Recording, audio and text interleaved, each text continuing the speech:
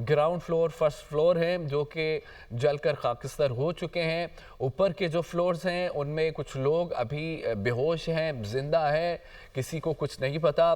Phone calls कुछ देर पहले मौसूल हो रही थी, मगर अब फ़ोन कॉल्स भी नहीं मिल रही। ख़दशा है कि वो बेहोश हैं या फिर वो अब नहीं रहे। अगर वो है भी तो उनको बचाने के लिए कुछ भी लाहेमल नहीं किया जा रहा। बाहर से ही छिड़काव किया जा रहा है, जिससे आग अभी तक काबू में नहीं आई। 40 से 50% जो है आग पर काबू पाया गया।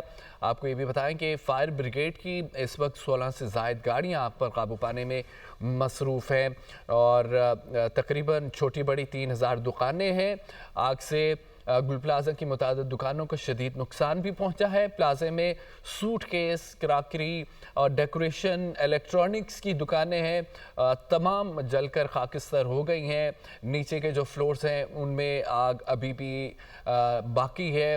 उन फ्लोर्स पे तमाम तर चीज़ें जलकर खाकिस्तर हो गई हैं। कुछ फ्लोर्स की जो चीज़ें थी, जो सामान था दुकानों का, वो ताजिर निकालने में कामयाब रहे। ताजिर रहनुमाओं की जानिब से भी गुफ्तगू की गई, गम और गुस्से का इजहार किया गया और इंतज़ामिया की, हुकूमत की नाअहली पर उन्होंने सवालात किए।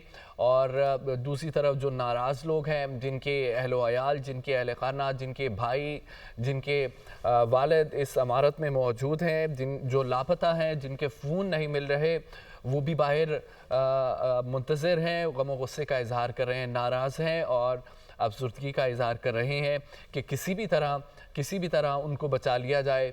जबकि ये भी हमारे नुमाइंदगान ने बताया कि एक भी एहलकार फायर ब्रिगेड का अंदर नहीं गया। ये जानने की कोशिश नहीं की गई कि अंदर कितने लोग हैं।